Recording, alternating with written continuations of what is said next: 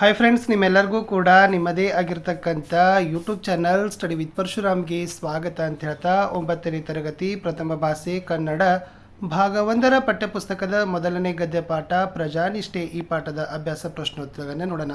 ಈಗಾಗಲೇ ನಾನು ಹಿಂದಿಯಲ್ಲಿ ಫಸ್ಟ್ ಪಾರ್ಟ್ ಹಾಕಿದ್ದೆ. ಸೊ ಕನ್ನಡ ಆಗಿರ್ಬೋದು, ಎಸ್ ಆಗಿರ್ಬೋದು, ಸೈನ್ಸ್ ಮತ್ತು ಇಂಗ್ಲೀಷ್ ಈ 5 ವಿಷಯಗಳಿಗೆ ಸಂಬಂಧಪಟ್ಟಂತೆ ಪ್ರತಿ ಪಾಠದ ಪ್ರಶ್ನೋತ್ತರಗಳ ವಿಡಿಯೋಗಳು ಬರ್ತವೆ. FA SA exam question paper ಎಲ್ಲವುಗಳು ಕೂಡ ಅವೈಲೇಬಲ್ ಮಾಡ್ತೀವಿ.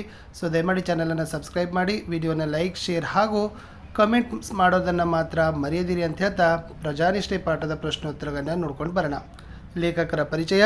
ಲೇಖಕರು ಸಾಸಿ ಮರುಳಯ್ಯ. ಮೊದಲಿಗೆ ಪರಿಚಯ. ಶ್ರೀ ಸಾಸಿ ಮರುಳಯ್ಯ ಅವರ ಪೂರ್ಣ ಹೆಸರು ಸಾಸಲು ಶಿವರುದ್ರಯ್ಯ ಮರುಳಯ್ಯ. ಇವರು ಕ್ರಿಸ್ತಶಕ 1931ರಲ್ಲಿ ತುಮಕೂರು ಜಿಲ್ಲೆಯ ಚಿಕ್ಕನಾಯಕನಹಳ್ಳಿ ತಾಲೂಕಿನ ಸಾಸಲು ಗ್ರಾಮದಲ್ಲಿ ಜನಿಸಿದರು. ಇವರು ನಾಟ್ಯಮಯೂರಿ, ಶಿವತಾಂಡವ, ಕೆಂಗನಕಲ್ಲು, ವಚನ ವೈಭವ, ನೆಲದ ಸೊಗಡು, ವಿಜಯವಾತಾಪಿ, ಕೆಳದಿಯ ಅರಸರು ಮತ್ತು ಕನ್ನಡ ಸಾಹಿತ್ಯ ಮೊದಲಾದ 90ಕ್ಕೂ ಹೆಚ್ಚು ಕೃತಿಗಳನ್ನು ರಚಿಸಿದ್ದಾರೆ. ಶ್ರೀಯುತರಿಗೆ ಕರ್ನಾಟಕ ರಾಜ್ಯೋತ್ಸವ ಪ್ರಶಸ್ತಿ, ಕರ್ನಾಟಕ ಸಾಹಿತ್ಯ ಅಕಾಡೆಮಿ ಪ್ರಶಸ್ತಿ, ದೇವರಾಜ ಬಹದ್ದೂರ ಪ್ರಶಸ್ತಿಗಳನ್ನು ನೀಡಿ ಗೌರವಿಸಲಾಗಿದೆ. ಪ್ರಜಾನಿಷ್ಠೆ ಗದ್ಯಪಾಠವನ್ನು ಶ್ರೀ ಸಾಸಿ ಮರುಳಯ್ಯ ಅವರು ರಚಿಸಿರುವ ನಾಟ್ಯಮಯೂರಿ ಎಂಬ ಕಾದಂಬರಿಯಿಂದ ಆಯ್ದುಕೊಳ್ಳಲಾಗಿದೆ. ಅಭ್ಯಾಸಗಳು. ಮುಖ್ಯ ಪ್ರಶ್ನೆ 1. ಕೊಟ್ಟಿರೋ ಪ್ರಶ್ನೆಗಳನ್ನು ಒಂದು ವಾಕ್ಯದಲ್ಲಿ ಉತ್ತರ ಬರೀಬೇಕು. ಮೊದಲ ಪ್ರಶ್ನೆ, ಚೋಳರು ಮತ್ತು ಹೊಯ್ಸಳರ ನಡುವೆ ಎಲ್ಲಿ ಯುದ್ಧ ನಡೆಯಿತು? ಉತ್ತರ, ಚೋಳರು ಮತ್ತು ಹೊಯ್ಸಳರ ನಡುವೆ ಮಳವಳ್ಳಿ ಮತ್ತು ಮುಡುಕುತೊರೆಗಳ ಬಳಿಯಲ್ಲಿ ಯುದ್ಧ ನಡೆಯಿತು. ಪ್ರಶ್ನೆ 2. ಸಾಮ್ರಾಟನು ರಾಜಧಾನಿಯಲ್ಲಿ ಇಲ್ಲದಿದ್ದಾಗ ರಾಜ್ಯದ ಸಂರಕ್ಷಕರಾಗಿ ನಿಂತಿದ್ದವರು ಯಾರು? ಉತ್ತರ, ಸಾಮ್ರಾಟನು ರಾಜಧಾನಿಯಲ್ಲಿ ಇಲ್ಲದಿದ್ದಾಗ ರಾಜ್ಯದ ಸಂರಕ್ಷಕರಾಗಿ ನಿಂತಿದ್ದವರು ಮಹಾರಾಣಿ ಶಾಂತಲಾದೇವಿ ಹಾಗೂ ಯುವರಾಜ ಉದಯಾದಿತ್ಯ. ಮೂರನೇ ಪ್ರಶ್ನೆ, ಬನದಮ್ಮನಹಳ್ಳಿಯ ಜನರು ಎಲ್ಲಿ ಪಂಚಾಯಿತಿ ಸೇರಿದ್ದರು? ಉತ್ತರ, ಬನದಮ್ಮನಹಳ್ಳಿಯ ಜನರು ಊರಿನ ಬನಶಂಕರಿ ದೇವಾಲಯದ ಮುಂಭಾಗದ ಕಟ್ಟೆಯ ಮೇಲೆ ಪಂಚಾಯಿತಿ ಸೇರಿದ್ದರು. ಪ್ರಶ್ನೆ 4. ಬನದಮ್ಮನಹಳ್ಳಿಯ ಪಂಚಾಯಿತಿಯಲ್ಲಿ ಯಾರ್ಯಾರ ನಡುವಿನ ನ್ಯಾಯ ತೀರ್ಮಾನವಾಗುತ್ತಿತ್ತು? ಉತ್ತರ, ಬನದಮ್ಮನಹಳ್ಳಿಯ ಪಂಚಾಯಿತಿಯಲ್ಲಿ ಬೀರಣ್ಣ ಮತ್ತು ಈರಣ್ಣನ ನಡುವಿನ ನ್ಯಾಯ ತೀರ್ಮಾನವಾಗುತ್ತಿತ್ತು. ಮುಖ್ಯ ಪ್ರಶ್ನೆ ಆ. ಕೊಟ್ಟಿರೋ ಪ್ರಶ್ನೆಗಳನ್ನು 3-4 ವಾಕ್ಯಗಳಲ್ಲಿ ಉತ್ತರಿಸಿರಿ. ಮೊದಲ ಪ್ರಶ್ನೆ ಇತ್ತು, ತಲಕಾಡಿನ ಲೂಟಿಯ ವಿಚಾರದಲ್ಲಿ ವಿಷ್ಣುವರ್ಧನನ ನಿಲುವೇನು ಅಂತ ಕೇಳಿದ್ದಾರೆ. ಉತ್ತರ, ವಿಜಯದ ದಿನ ಮೈ ಮರೆಯಬಾರದು. ಎಷ್ಟೇ ಸ್ಥಾನಮಾನ, ಪದವಿ, ಪ್ರಶಸ್ತಿಗಳು ಲಭಿಸಿದಾಗಲೂ ಮಾನವ ತನ್ನ ಮಾನವೀಯ ಗುಣಗಳನ್ನು ಗಾಳಿಗೆ ತೂರಿ ಬಿಡಬಾರದು. ಸೆರೆ ಸಿಕ್ಕ ಸೈನಿಕರ ಮೇಲೆ, ಸಾಮ್ರಾಜ್ಯದ ಮೇಲೆ ದೌರ್ಜನ್ಯ ನಡೆಸಬಾರದು. ಗೆದ್ದ ರಾಜ್ಯದ ಜನರೆಲ್ಲ ತಮ್ಮವರೆಂದೇ ಭಾವಿಸಿ ಶಾಂತಿ ಕಾಪಾಡಬೇಕು ಎಂಬುದು ತಲಕಾಡಿನ ಲೂಟಿಯ ವಿಚಾರದಲ್ಲಿ ವಿಷ್ಣುವರ್ಧನನ ನಿಲುವಾಗಿತ್ತು. ಪ್ರಶ್ನೆ 2. ಬನದಮ್ಮನಹಳ್ಳಿಯ ದೇವಾಲಯದ ಮುಂದೆ ಯಾವ ವಿಚಾರವಾಗಿ ಚರ್ಚೆ ನಡೆದಿತ್ತು? ಉತ್ತರ, ಬೀರಣ್ಣ ಎಂಬುವನು ಈರಣ್ಣ ಎಂಬುವನಿಗೆ 2 ವರ್ಷಗಳ ಹಿಂದೆ ಹೊಲವೊಂದನ್ನು ಮಾರಿದ್ದನು.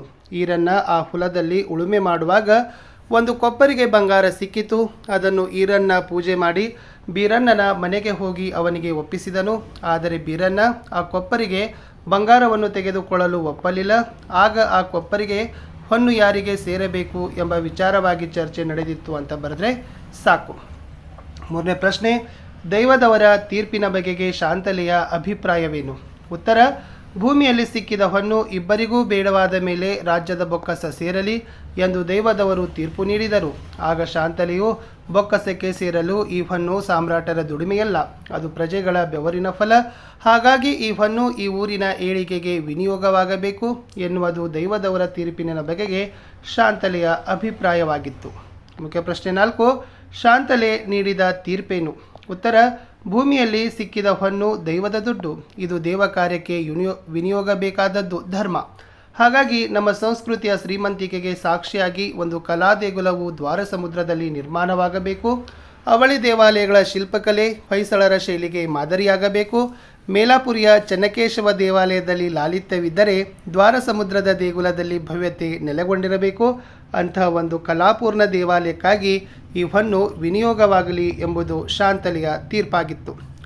8 ವಾಕ್ಯಗಳ ಉತ್ತರಗಳನ್ನು ಬರೀಬೇಕು. ಮೊದಲ ಪ್ರಶ್ನೆ, ಚೋಳರ ದೊರೆ ಕುಲೋತ್ತಂಗನು ಹೊಯ್ಸಳ ಸಾಮ್ರಾಜ್ಯದ ಮೇಲೆ ಯುದ್ಧ ಸಾರಲು ಇದ್ದ ಕಾರಣ ಮತ್ತು ಪರಿಣಾಮವನ್ನು ತಿಳಿಸಿ ಅಂತ ಕೇಳಿದ್ದಾರೆ. ಉತ್ತರ, ಹೊಯ್ಸಳ ಸಾಮ್ರಾಜ್ಯದ ಪ್ರಗತಿಯು ಚೋಳ ದೊರೆ ಕುಲೋತ್ತಂಗನ ಕಣ್ಣು ಕುಕ್ಕಿತು.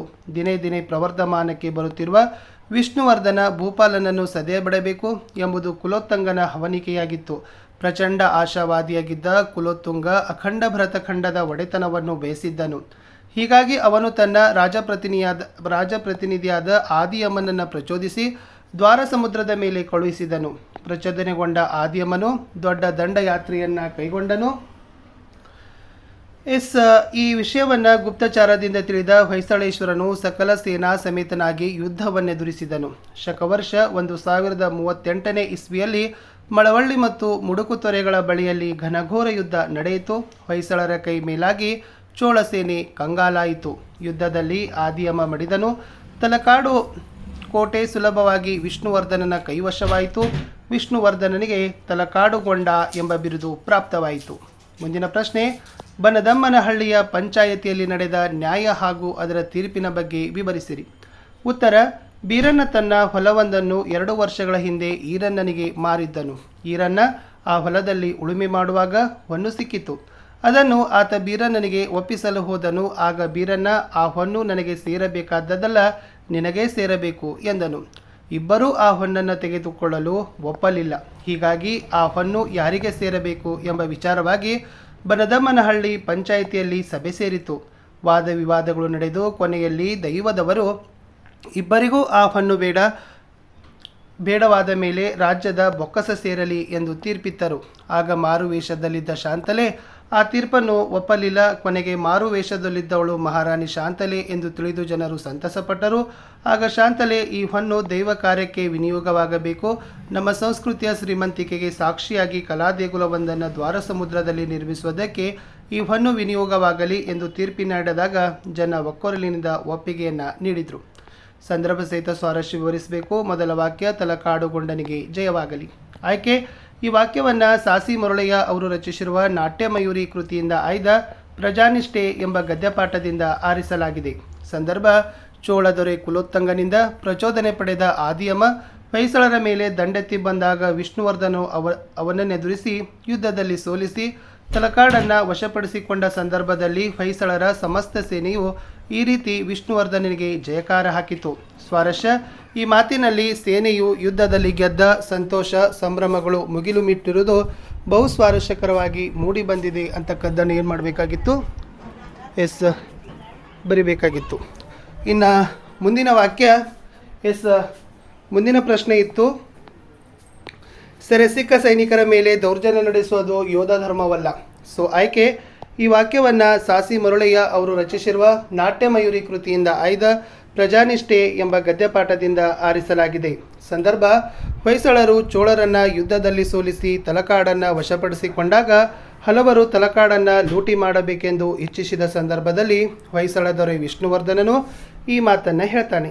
ಸ್ವಾರಸ್ಯ: ಈ ಮಾತಿನಲ್ಲಿ ವಿಷ್ಣುವರ್ಧನ ಧರ್ಮಪ್ರತೆ ಹಾಗೂ ಮಾನವೀಯ ಗುಣಗಳು ಬಹು ಸ್ವಾರಸ್ಯಕರವಾಗಿ ಅಭಿವ್ಯಕ್ತಗೊಂಡಿದೆ. ಮುಂದಿನ ವಾಕ್ಯ, ತಂಬುಲ ಉಗದ ಮ್ಯಾಲೆ ಮತ್ತೆ ಎತ್ತಿ ಬಾಯಾಗಾಕೊಳ್ಳೋಕೋ ಕೆಟ್ಟತನ ಬೇಡ.